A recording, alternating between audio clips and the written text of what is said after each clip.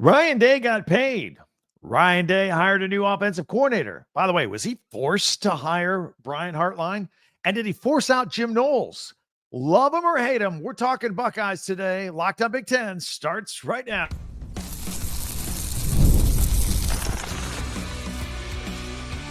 You are Locked on Big Ten, your daily podcast on the Big Ten Conference. Part of the Locked On Podcast Network, your team every day. Welcome to Locked on Big Ten. I'm Craig Sheeman, 40 years as a sports talk show host and play-by-play announcer. And I want to thank you for making us your first listen each and every day. We're free and available wherever you get your podcasts and on YouTube, part of the Locked on Podcast Network, your team every day. Hit that free subscribe button down below while you're watching. Thank you very much. Super Bowl 59 is here, and there's no better way to make every play more exciting than with FanDuel Sportsbook. New customers can bet just $5, and if you win, you'll score $200 in bonus bets. Download the app or head to FanDuel.com and get started. So Ryan Day has made his choice, and he got paid. How about Knowles being forced out? More stories on that. Mike Woodson is leaving Indiana. We'll have that plus our picks at the end as we go into the weekend. But Ryan Day just got paid the big bucks at Ohio State. He was already making the big bucks at Ohio State. They're now bigger. And he hired an offensive coordinator to replace Chip Kelly. We'll have more on that whole story in just a minute. But first, Ohio State announced that head football coach Ryan Day has agreed to a 7-year contract that pays him $12.5 million a year through the year 2031. The deal makes him the second highest paid coach in football, and it comes 2 weeks after Day led the school to its first college football national championship since 2014 when they were coached by Urban Meyer. The 7-year deal actually just adds 3 years onto his current deal, redoes all that. It will need to be approved by the Board of Trustees. It will be, no problem there. Not bad for a guy who was on the hot seat after losing to Michigan a couple of months ago. I mean, this guy had to hire full-time security for him and his family around his house just a couple of months ago because people were so upset about the Michigan game. But athletic director Ross Bjork knew he had a good thing going at Ryan Day, and if there was any lingering Michigan talk, he put that to bed by putting the school's money where its mouth is. This guy won a national championship, period, end of story. Pay the man, and they did. They're gonna. So the fact is, in this day and age, you got to have stability at head coach, and you got a good thing going at Ohio State, so keep that good thing going. Let there be no doubt.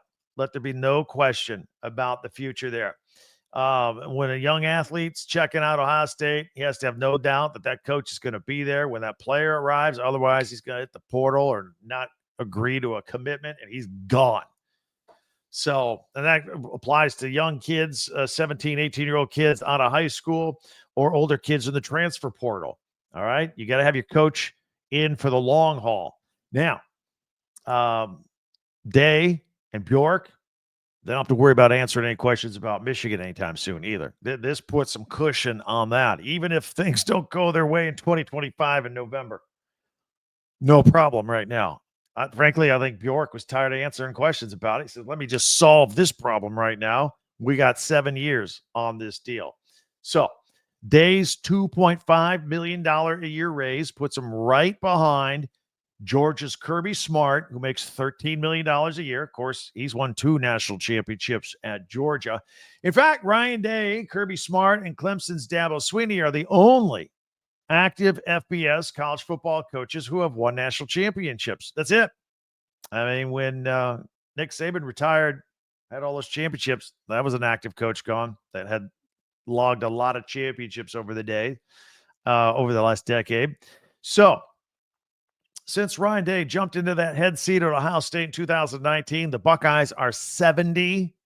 70-10. I'm not great at math, but that's a .875 win percentage. That's the best in the country. Boom. And he's got a national championship now. So let's not forget, by the way, what a busy week it's been in Columbus, Ohio. While Day was busy signing his contract extension, he made a decision on who his offensive coordinator will be. And, of course, Chip Kelly's gone now with the Las Vegas Raiders, left for the same job with them. Wide receivers coach Brian Hartline gets the promotion. Now, earlier this week on Locked On Big Ten, we speculated that promoting Hartline would make for the easiest transition. It is what made sense. Well, we actually suggested that Ryan Day take back the reins of the offense and call plays again. But if not, Hartline should be the guy. That's what we said. You go back and check out our podcast this week on Locked On Big Ten when you're done with this today. It's also been reported that Hartline will be the one calling plays. It's not like he's going to be an offensive coordinator in name and in planning, but then Day comes in and calls the plays. That's not going to be the case. So Hartline's got the gig. That's it. He's calling the plays. You know, the only pause in this story was when Ryan Day said earlier in the week that he would take his time filling the gaps in his staff. He said, after all, we're Ohio State. We can get anybody we want. So let's take our time and get the right guy. But Hartline's going to be the right guy. Instead of taking a long approach and combing the country, and maybe he did, he looked down the hall, tabbed Hartline for the job. He's good to go. Now, theory here, he may have had no choice but to go ahead and make Hartline the offensive coordinator. But for the record, it's a good move. All right. But he may have had no choice to do anything different than this. I'm convinced after the Bill O'Brien situation last year, where he left his offensive coordinator after 3 weeks last year, had Chip Kelly not been available right at the right time, I think Hartline would have been the guy last year. I think that's who they would have given it to. To pass him up would have put Day at risk of losing Hartline. And that would have been bad for a lot of reasons. Because, first of all, he's the best receivers coach in the country. He's the best receivers recruiter in the country. If you need a refresher course on that, Garrett Wilson, Chris Olave, Jackson Smith and Jigba, they've all had great NFL careers. Marvin Harrison Jr. just finished his rookie year with the Cardinals. Emeka Egbuka, he's on his way to the 2025 draft. And, of course, there was freshman man-child Jeremiah Smith this year. You want to put that at risk. And schools are reportedly trying to steal Jeremiah Smith away every day. Recruiting, poaching, tampering, call it whatever you want. Other schools want that guy in their uniform. Ohio State wants to hang on to him. They're literally throwing millions of dollars at this kid, trying to get him to jump into the transfer portal. So if you lose Brian Hartline, you likely lose Jeremiah Smith. And he's still got 2 years of fantastic eligibility ahead of him before he can go to the NFL. How would that look for Buckeyes fans to watch Smith win a Heisman somewhere else and then go number one in the draft? I do think he'll win a Heisman this year or next. Ryan Day had no choice but to promote Hartline to offensive coordinator. What do you think about that? As for Hartline, he gets to keep working with like the best wide receiver in the game in Smith. He's got a incoming 5-star wide receiver commit, Chris Henry Jr., who, by the way, gave his approval to the promotion on X.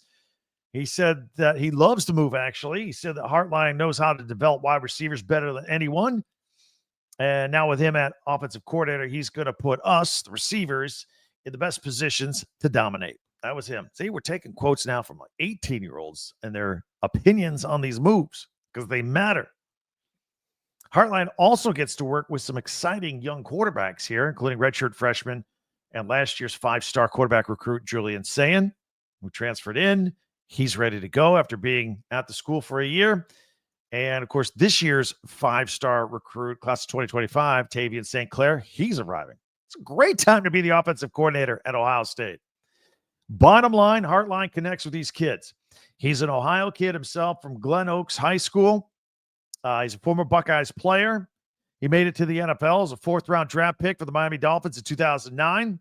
He also played for the home state Cleveland Browns and got his start in coaching at Ohio State in 2017 as an offensive quality control guy.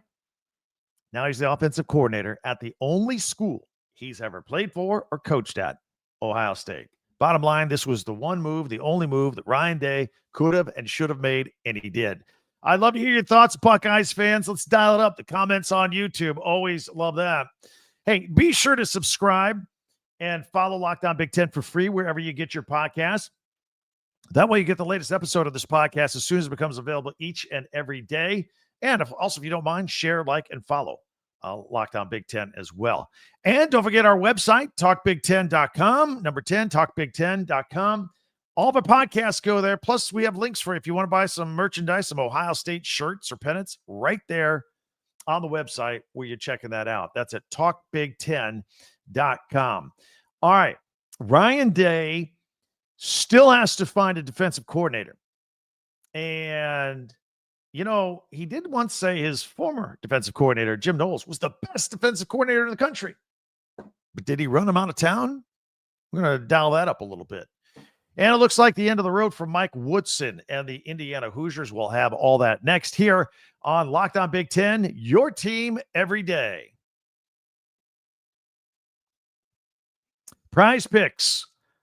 Big game is just about here on Sunday. No better way to make it more exciting than with Prize Picks. It's the best place for daily fantasy sports. Over 10 million members, billions in winnings awarded. Prize Picks makes it fun and simple to get in on the action. You pick some players, minimum of 2 players, handful of players. You group some projected stats with them. You say more than or less than these stats. For example, Patrick Mahomes, more than 1.5 touchdown on Sunday. Pair him with another player. Travis Kelce, more than 45 yards. Put it all together. Boom. You can win. You can cash out up to 1,000 times your cash on that deal.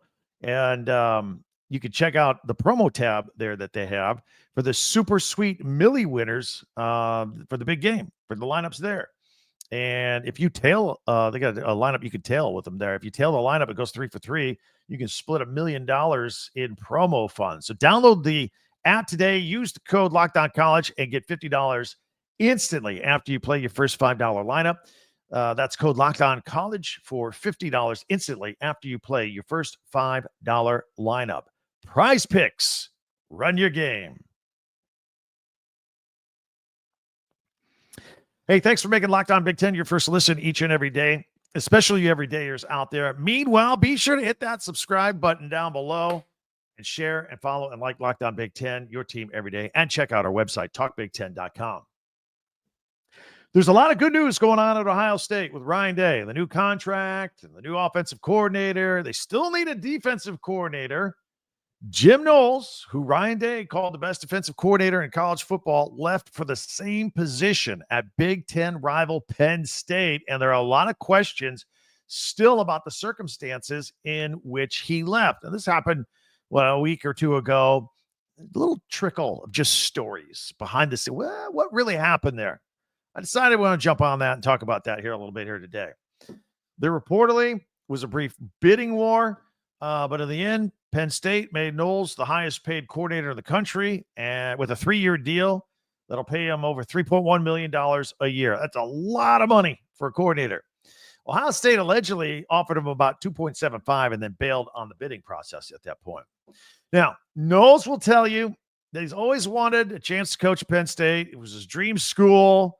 Wanted to play there as a kid, wasn't good enough to. Always wanted to coach there, had the opportunity. He's got the national championship in his bag. Now let's just go do what I want to do, the kind of thing, being his dream job. He's from Philadelphia, so that part checks out. And Penn State really needed a defensive coordinator after Tom Allen left for Clemson, and they're about to have their third defensive coordinator in 3 years. So James Franklin needed to shore that position up and get a little stability. So they took a big swing. Took a big swing at the best, at their rivals, and they got him. Okay, fair enough. End of story, right? Maybe it's more complicated than that. Like Knowles and Day may have butted heads a little bit. Knowles is an independent, strong-headed guy, and the defense, that's his. He treats the defense like he's the head coach of the defense. From what I hear, he doesn't really like to be told what to do. Yeah, who does? And Day, up until this year, had focused just on pretty much the offense, right? So Knowles did his own thing on the defense. So where do things get sticky? Without even thinking about this too much, I can tell you exactly where they probably started butting heads. The Oregon game. The first one. in October in Autzen. Ohio State lost that game 32-31. Offense scored 31 points. All good. Defense gave up 32. No good. So it's been reported, we talked about this here on Lockdown Big Ten, that on the way home, going into a bye week from that game, Day considered revamping the entire defense. And, from that point on, was just going to just scrap it, start over. Because from that point on, he saw all of his lofty season goals they were all in on this season. The $20 million roster, everything, boosters, everybody all in on this season. And all of a sudden, losing that game started to evaporate all their goals right before their very eyes. However, Day gave it a second thought, and instead of revamping the defense, he decided to go all in and just fix and improve the defense as it was. And Day was pretty hands-on. He reportedly attended a lot more defensive meetings from that point on, and Knowles didn't like that much. But give Day credit here, doing what he did. He saw what needed to be done. He got in there, and whoever gets credit for it, it worked. The Buckeyes turned around the defense. They gave up 17 points their next game against Nebraska, and after that, never gave up more than 15 points the rest of the regular season. They had it dialed in. They were elite on defense. They rode that right into the national championship. But Knowles must not have been too happy about it, because it seems he was the one that was doing the reaching out to Penn State before the season even finished. Hey, what's going on?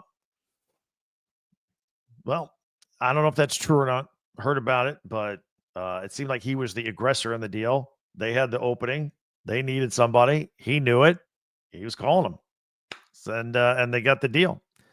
And I don't recall seeing him at the Buckeye celebration as well when they came home to celebrate the national championship. Nevertheless, while almost everybody was enjoying the national championship, not everybody was happy with how it went down. And now Ryan Day needs to dial in a strong candidate to lead the Buckeyes defense.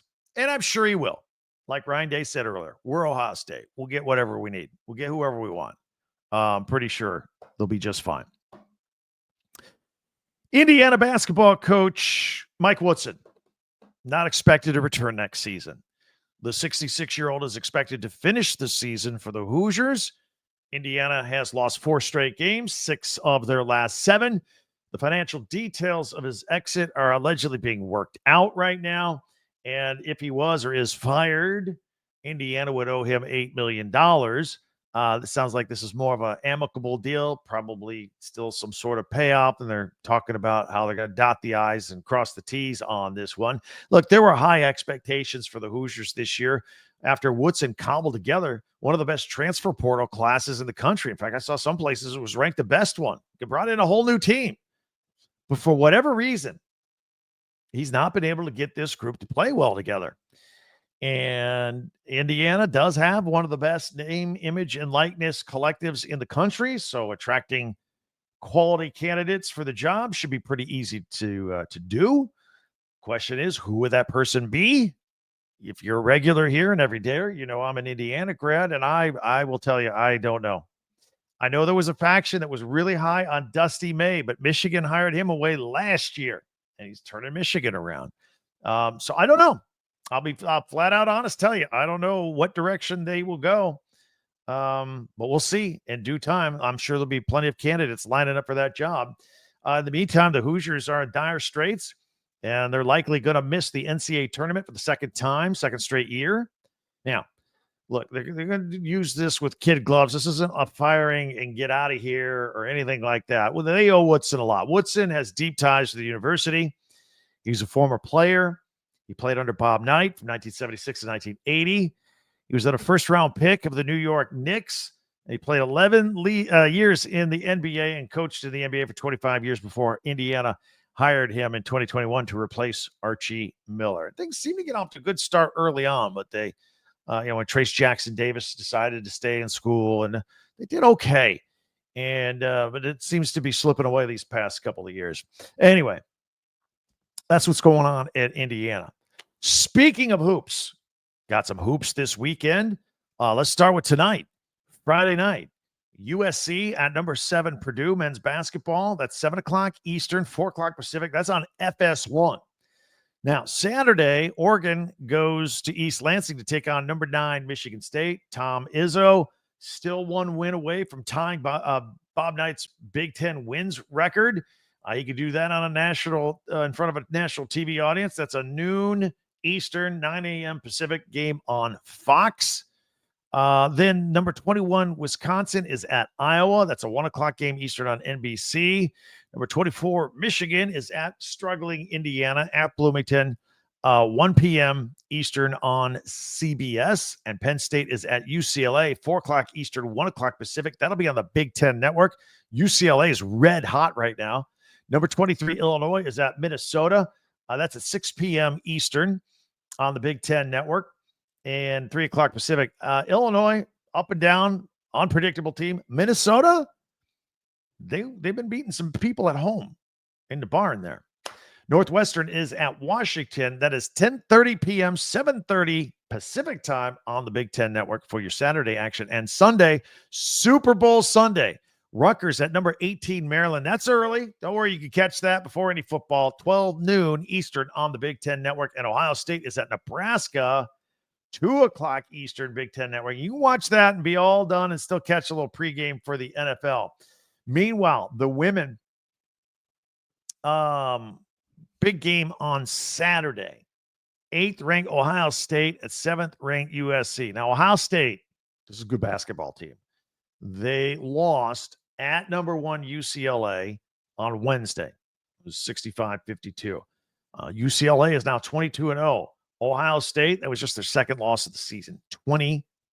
This is a good team. It's a good team. USC, not bad either. 7th-ranked team in the country, and they're coming off a Wednesday win at Wisconsin. This game for the women, Saturday night, Ohio State and USC, 9 o'clock Eastern, 6 o'clock Pacific on Fox. So that's your hoop schedule. A lot of great Big Ten hoops here in the middle of February. All right. Closing out the week, we got our picks. I'm going to give you my Super Bowl pick, and then I'm going to look at some Big Ten basketball. I've highlighted a few games I want to touch on. That's all coming up next right here on Locked On Big Ten. Watching games is exciting, but it's more exciting with FanDuel. Super Bowl 59 is here. 1 game, 2 teams, endless possibilities. No better way to make every play more exciting than with FanDuel Sportsbook. Whether it's predicting the first touchdown, calling who's going to be the MVP, you can even wager on the flip of the coin, heads or tails, the color of the Gatorade that gets dumped on the coach. It's all right there. Right until the final whistle, you got it all. So they got live betting features that let you stay involved no matter what happens on the field. They got an app that's super easy to use. Plus, knowing that you can place a $5 bet and potentially win $200 in bonus bets for the Super Bowl, it's just icing on the cake. Download the app or head to FanDuel.com and get started. Bet just $5, and if you win, you'll score $200 in bonus bets. That's FanDuel.com. Bet with FanDuel, official partner of Super Bowl 59. All right, it is time to take a look at some picks here. One more pigskin pick, then some basketball. We'll put this on full screen if you're audio only, so you can check it out and follow along. And we'll start off with the Super Bowl. I have gone back and forth all week long on this, and so is the line. It's been like Eagles plus 1, plus 2, plus 1.5. So the Chiefs are slight favorites. I'm going to take the Eagles here. I think that defensive line is going to put a little bit of pressure on Patrick Mahomes like you haven't seen. You know, when Patrick Mahomes lost the Super Bowl to the Buccaneers, they got pressure on him. So that's what I'm looking at. I'm looking for the end. Plus, nobody's ever three-peated before in the history of the NFL. You know why? Because it's hard. I don't think it's going to start now. Give me the Eagles. I also like the over in this one, 48.5. I think this game maybe starts off with a little bit of a crawl in the first quarter. That happens a lot in the Super Bowl. And then I think a point bonanza explosion. Give me the over, 48.5 on this one. And give me heads over tails. Give me under 2 minutes on the national anthem, and give me orange Gatorade. All right. Let's take a look at some hoops, some Big Ten hoops this weekend. Straight up money line. Here we go. USC is at Purdue. That's Friday game. USC coming across the country. Purdue red hot. Going with the Boilermakers on this. Back-to-back Friday night games for the Boilermakers who played the Hoosiers last Friday night. Oregon at Michigan State. Again, coming across the country, I think is a disadvantage for Oregon. Michigan State has dropped 2 in a row after they traveled out west. Now they're back home. Izzo's going to tie this Bob Knight mark, and I'll take Sparty in this one. I will also take Michigan at Indiana. I wonder if the Woodson announcement will fire up the Hoosiers, though. That could be dangerous. But I think I'll take Michigan in that one. I will also take UCLA at home against Penn State. Penn State travel across the country, and UCLA being red hot. Give me the Bruins all day long. And Illinois and Minnesota. Look, Illinois is the better team, but something happens to teams when they play at Minnesota. I'm going to call the Gophers in an upset here. So those are my picks for the weekend, both with the Super Bowl and with Big Ten basketball. What do you think? Let me know. Hit me up with the comments. See how we did. We do picks every Friday here on Lockdown Big Ten. We're not afraid to put our name out there on the record, make our picks on the record. Do it every Friday. In the meantime, there are many ways for you to interact with this podcast, whether we're on or not. By the way, we're here every day. Follow us on Twitter or X at Talk Big Ten. That's the number 10, Talk Big Ten. You can also check out our website, talkbig10.com. That's talkbig10, number 10.com. And all of our podcasts go there. Plus, you can buy merchandise from your favorite school. A little school spirit for the Big Ten. Links to every school right there with all of our podcasts on the teams. And before you do anything else, hit that subscribe button before you go, please. Or check us out for a second listen on another one that you missed earlier this week. But hit that subscribe button and follow this podcast right now on your favorite podcast app. And you get the latest episode of Locked On Big Ten as soon as it becomes available each and every day. Thanks for joining us. It was a big news week. That's what we do here at Locked On Big Ten. We give you the news. Sometimes it's breaking news, but we also add analysis, and we are not afraid to give our own opinions. We take your opinions as well. Do it every day here at Locked On Big Ten. Tell your friends about us. I know you have a friend or family member who's a Big Ten alum that does not know we are out here every day. Give them a heads up. Tell them what we're all about. Tell them to join on board and have fun. For Locked On Big Ten, I'm Craig Sheeman. Have a great weekend. Talk to you on Monday.